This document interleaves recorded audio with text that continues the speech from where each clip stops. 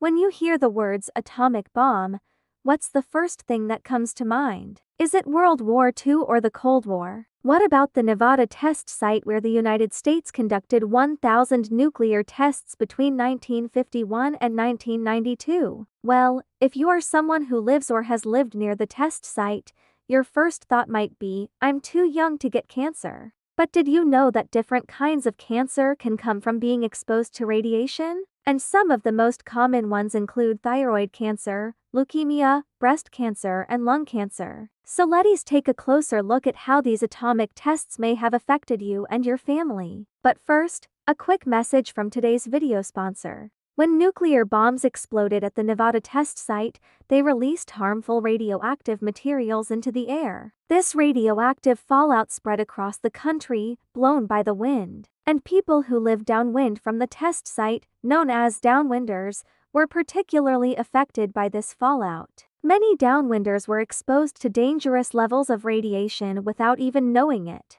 which has resulted in a significant increase in cancer cases among these people. Research has shown that Americans have higher rates of thyroid cancer, leukemia, and other types of cancer compared to people who were not near the test site. Now let's get back to the video. Thyroid cancer occurs when cells in the thyroid gland begin to grow out of control. And while it's relatively rare, it's also one of the most common cancers that are linked to radiation exposure. In fact, studies have shown that people who were exposed to radiation as children are 8 times more likely to develop thyroid cancer later in life. That's because the thyroid gland is especially sensitive to radiation, even at low doses. Next, we have leukemia, which is a type of blood cancer that affects the bone marrow and the lymphatic system. Studies have found that people who work in the nuclear industry and are exposed to radiation have a higher risk of developing leukemia. But it's important to note that this type of cancer isn't just linked to radiation,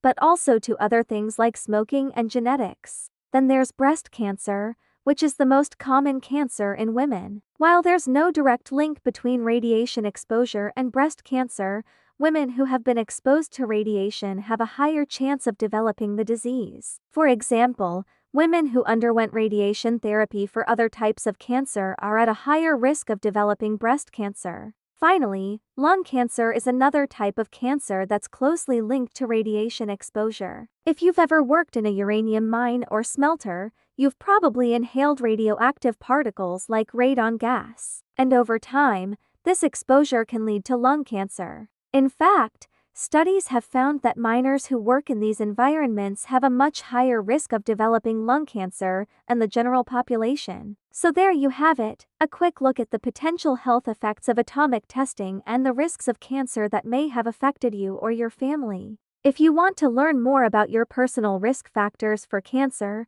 talk to your doctor or visit a genetic testing center near you. They'll be able to provide you with more information and resources to help you make informed decisions about your health.